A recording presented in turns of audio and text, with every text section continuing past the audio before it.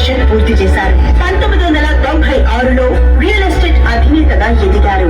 ఆ తర్వాత రాజకీయ రంగం ప్రవేశం చేసి మండల ప్రజా పరిషత్ సభ్యుడిగా ఎన్నికయ్యారు.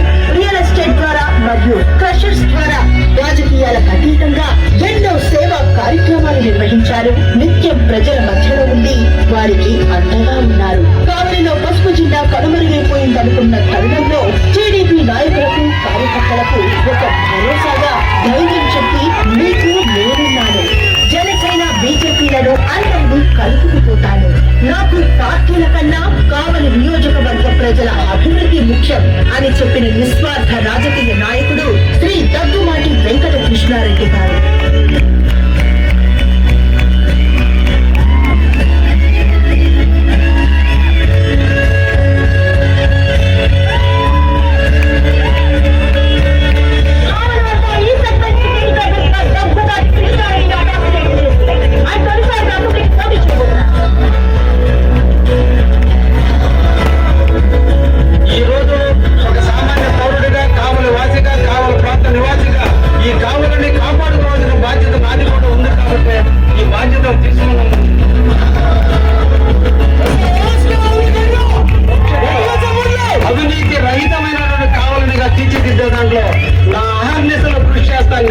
దానికి నా జీవితాన్ని ధనంగా పెడతానని కూడా ఈ సందర్భంగా తెలియజేస్తాను.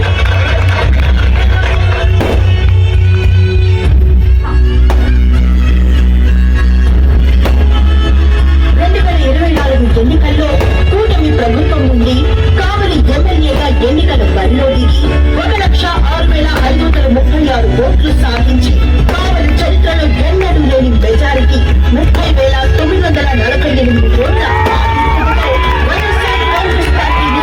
చిట్టుగా ఓడించి విజయకేతనం ఎగరేసిన దగ్గుమాటి వెంకట కృష్ణారెడ్డి నేను శాసనసభ్యుల సభ్యులుగా ఎన్నికైనందున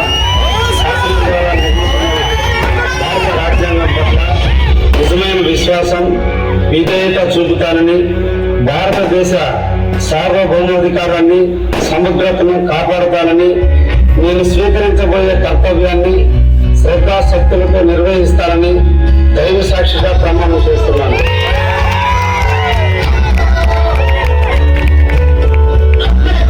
కృష్ణారెడ్డి గారికి మా స్వాగతం. మా ఆహ్వానం మేరకు వచ్చి మా జనసేన పార్టీ అధినేత, మన రాష్ట్ర ఉప ముఖ్యమంత్రి వర్యులు శ్రీ కొణిదెల పవన్ కళ్యాణ్ గారి పుట్టినరోజు ముఖ్య అతిథిగా విచ్చేసిన మీకు మా శిరస్సు వచ్చి నమస్కరిస్తున్నాము. ఎంతో దయనీయంగా ఉన్న ముసలూరు రోడ్డుని గెలుపొందిన కొన్ని రోజుల్లోనే పూర్తి చేసి కావలి ప్రజల మన్ననలు పొంది నిన్నటి రోజున కావలి ప్రజల చిరకాల కోరిక ఎన్నో సంవత్సరాల నుంచి ఆశగా ఎదురు చూస్తున్న తుమ్మలపెంట రోడ్డుని గెలిచిన కొన్ని నెలలలోనే పూర్తి చేసిన మా హృదయపూర్వక ధన్యవాదాలు. ఎన్నో సంవత్సరాలుగా గుంతలమయంగా ఉన్న ఉదయగిరి బ్రిడ్జ్ పనులను త్వరితగతిలో పూర్తి చేసి ప్రజలకు సౌకర్యం కల్పించడానికి ఇందులో ప్రశంసనీయం. రాష్ట్రంలో ఏ ఎమ్మెల్యే ఇవ్వలేని విధంగా పార్టీలకి అతీతంగా ప్రతి అర్హత కలిగిన కుటుంబానికి సీఎం రిలీఫ్ ఫండ్ అందించి వారి కుటుంబంలో ఆనందం